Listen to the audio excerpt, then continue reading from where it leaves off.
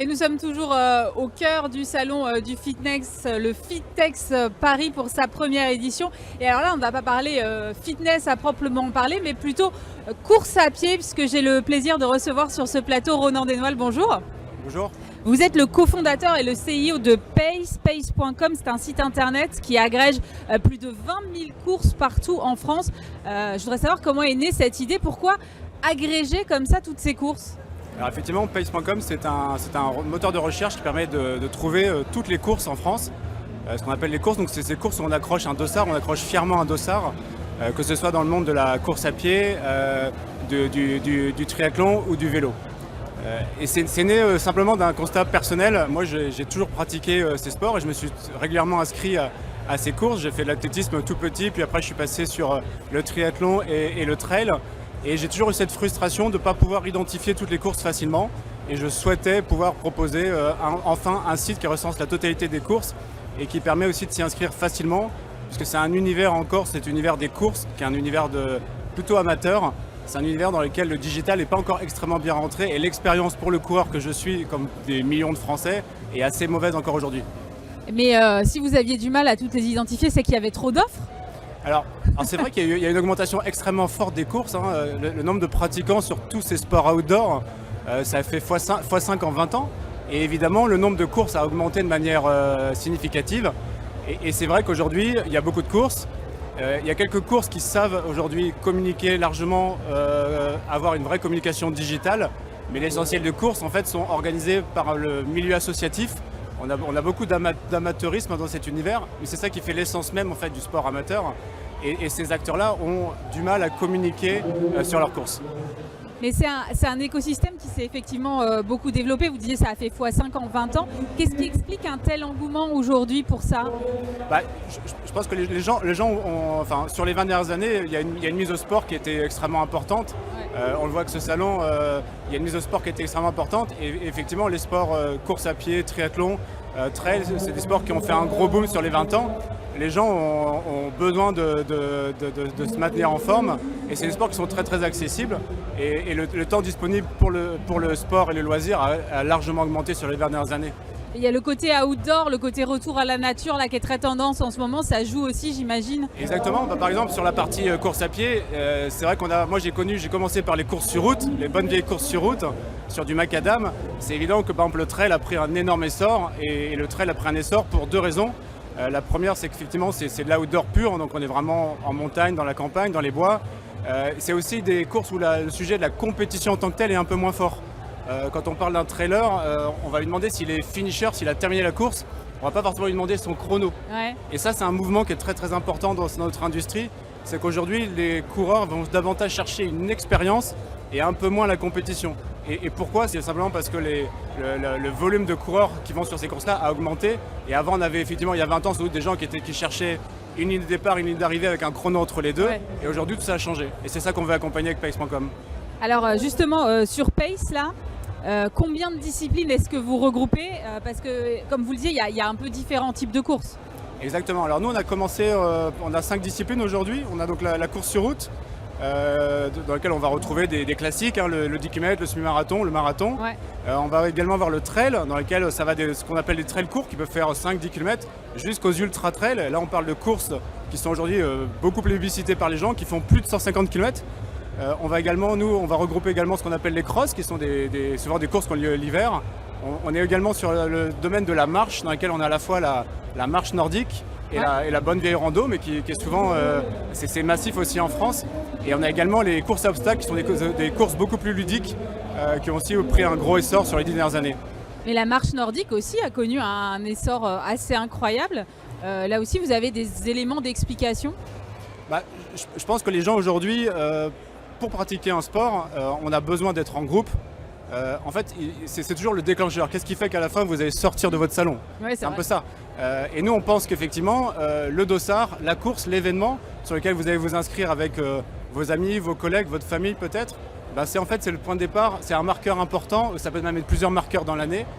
Et c'est des engagements que vous prenez quelque part avec vous-même et avec aussi les gens qui vous entourent. Et c'est ça qui vous fait aller faire du sport. Et je pense que c'est pour ça qu'on voit cet essor, y compris en marche nordique, où finalement, on pourrait dire que c'est de la marche, avec des bâtons, c'est assez sportif, mais mais c'est juste de la marche.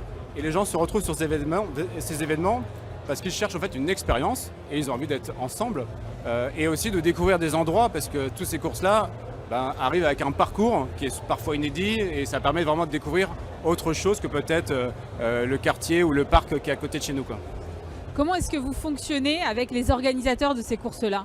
Alors nous, on est venus pour apporter quelque chose de nouveau sur ce marché.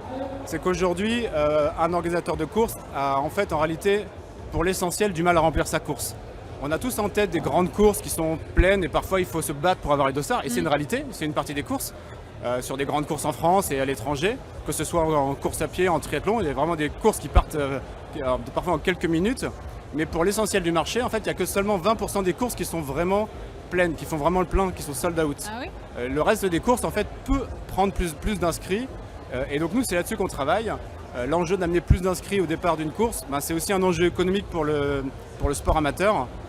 Clairement, aujourd'hui, les ressources d'un club, qui peut être un jogging club qui organise une course ou un club de triathlon local, évidemment, il y a des adhérents qui amènent des ressources sur le club. Les ressources publiques, les aides ont plutôt tendance un petit peu à diminuer. Et clairement, l'événementiel va être la source de revenus importante pour eux. Encore faut-il qu'ils puissent être un peu équipés. Et c'est là que nous on se positionne comme un équipementier de ces gens-là. L'objectif, c'est de leur amener un élément essentiel aujourd'hui, c'est l'audience. Puisque ces gens-là, ces organisateurs de courses, finalement, on imagine bien, c'est beaucoup de bénévolat. On n'a pas toujours des gens qui sont des spécialistes de la communication, du marketing digital, parce qu'il y a un vrai enjeu digital, de l'acquisition, pour reprendre des termes de start-up. Ça, ils ne savent pas le faire en fait. Et donc nous, on est là quelque part pour être leur caisse de résonance. Notre business, à nous, c'est un business de marketplace. On est là pour référencer la totalité des offres, la totalité des courses en France et de capter un trafic spécialisé de gens qui cherchent ces genres de courses et de les amener, les drainer sur toutes ces courses-là. Comment vous les référencez ? Parce que moi, si j'arrive sur votre site et que je vois 20 000 courses, comment je m'y repère finalement ? Je suis tout aussi perdue. Alors nous, on fait plusieurs choses, effectivement. Alors vous avez un moteur de recherche qu'on a essayé de faire avec tout ce qu'on est habitué à trouver dans plein d'univers. Aujourd'hui, il y a une similitude assez forte entre ce qu'on fait et par exemple l'expérience que vous pouvez avoir aujourd'hui quand vous cherchez une chambre d'hôtel ou un billet d'avion ou une place de spectacle.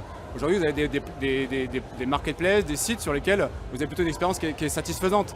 Vous avez des critères de recherche, vous pouvez chercher localement une course, donc il y a la géographie qui est un sujet important. Il y a à quel moment je vais faire une course. Souvent, on se dit peut-être un week-end de mai, j'ai un week-end prolongé, je vais faire une course. Ouais. C'est ça les critères. Donc tous ces critères-là, on les amène dans un moteur de recherche pour déjà permettre aux gens de trouver facilement la course. Et puis également, nous on est là pour être force de proposition. Aujourd'hui, c'est quelque chose qui n'existe pas. À partir du moment où on connaît un peu le coureur, qu'on sait un petit peu où est-ce qu'il habite, quel est son niveau de pratique, on va être capable de lui faire découvrir des courses. Et nous, c'est ça qu'on a envie de faire avec Pace, c'est aussi leur montrer aux gens que bien sûr, il y a des grosses franchises, bien sûr, il y a des grandes courses, mais il y a aussi plein de petites courses qui sont à côté de chez eux et les gens les recherchent en fait, ces courses-là. Ils cherchent ces courses-là. Et donc, nous, l'idée, c'est de les inspirer, leur faire découvrir des courses. Et c'est pour ça que nous, on travaille beaucoup sur le visuel. On aide les organisateurs même à montrer des belles photos de votre événement. On en est là. Et c'est ça la mission de Pace. Comment est-ce que est bâti votre business model autour de ça ? Alors, nous, on a un business model qui est un business on fonctionne au succès. C'est-à-dire qu'on va prendre sur chaque dossard qu'on va réussir à vendre, à amener sur une course, notamment des dossards supplémentaires, on va prendre une commission sur chaque dossard vendu. Avec les courses, on travaille, il n'y a pas de notion de prix de setup ou de démarrage. Voilà, c'est à la performance. On est bon, on vous amène des inscrits et sur chaque inscrit, on prend une commission. Et combien ça coûte de pratiquer ? Parce que si on fait plein de courses dans l'année, on a tous en tête effectivement ces gros événements sportifs qui coûtent un peu cher, faut dire. Mais si vous me parlez de courses associatives de plus petite échelle, là les tarifs ne doivent pas être les mêmes. Donc la moyenne c'est quoi ? Non, les courses sont... Effectivement, il y a quelques très très grandes courses sur des grands marathons ou des grands triathlons. Enfin voilà, typiquement Ironman qui est peut-être les courses les plus chères. On va pouvoir dépasser des fois les 500 €. Mais la réalité du marché, c'est pas celle-ci. La réalité du marché, c'est plutôt que pour s'inscrire à une course à pied, on est plutôt autour de 15 €. Et parfois sur des petites distances un peu moins. Donc en fait c'est plutôt très accessible à partir du moment où on ne va pas faire que des très très grandes courses. Aujourd'hui, vous avez une communauté de combien de personnes qui s'inscrivent aux courses via Pace? Alors nous, on a passé un premier jalon qui était important pour nous. Donc on a pu commencer réellement l'activité que l'été dernier, enfin l'été 2021. D'accord. Parce qu'en fait, c'était la fin du Covid. Oui. Et nous, on avait décidé d'ailleurs de lancer la boîte en plein Covid. Quand on a commencé à travailler sur le projet, on était en plein confinement. Et on s'est dit que cet univers qu'on aime bien, qu'on apprécie, allait beaucoup souffrir. Et aujourd'hui, on a posté un premier jalon qui est important pour nous. On a pu amener 100 000 personnes sur les courses. Donc il y a 100 000 dossards. Donc sûrement des gens qui n'auraient jamais peut-être fait de courses, qui ont pu accéder à des courses. 100 000 dossards, si on se ramène à une grande course, comme par exemple le marathon de Paris, que sûrement plein de gens imaginent avec ce grand peloton, c'est 2 fois le peloton du marathon de Paris. Ah oui, c'est quand même assez énorme. Donc voilà, ça c'est le départ. Et en fait, chaque année, en France, il y a plusieurs dizaines de millions de dossards de vendus. Donc en fait, il y a une vraie Il y a du demande. potentiel alors. Et nous, on pense que sur ce marché, il y a aujourd'hui les gens qui s'inscrivent à des courses, ce sont quelque part des gens un peu qui sont un peu des insiders. C'est souvent des gens qui sont quand même un peu déjà dedans. On pense aujourd'hui qu'il y a pas mal de gens qui ne prennent pas le dossard parce que c'est juste pas très facile d'accès. C'est un peu loin, c'est compliqué. Ils pensent que peut-être qu'il faut être adhérent d'un club. Voilà, il y a plein de petits freins. Nous, c'est ces freins-là qu'on veut lever. Et on pense qu'il y a plein de gens qui vont pouvoir peut-être accéder au dossard grâce à nous. Nous, l'objectif de Pace.com, c'est de pouvoir démocratiser finalement le dossard, rendre ça comme un bien de divertissement classique. Et que peut-être un père de famille, une mère de famille qui pour l'instant fait peut-être une petite sortie VTT de temps en temps avec ses enfants, à un moment ils se disent je vais prendre un dossard, ça va rajouter une petite dimension, ça va pimenter un petit peu le week-end et on va faire ça ensemble. L'enjeu n'est pas vraiment la compétition, c'est pas de finir premier, l'enjeu c'est de pouvoir faire ça ensemble et ça crée une petite dimension sociale qui est intéressante et c'est ça souvent qui va aider les gens en amont à peut-être aller faire quelques sorties avant, se préparer, s'entraîner finalement. Notamment quand on s'inscrit à des courses avec des amis, des collègues, on n'a pas envie non plus de rater, on veut être au rendez-vous. Et nous on pense que c'est ça qui est le déclencheur de nos sports. C'est-à-dire que si on n'a pas d'objectif, en réalité c'est un peu compliqué de faire du sport régulièrement.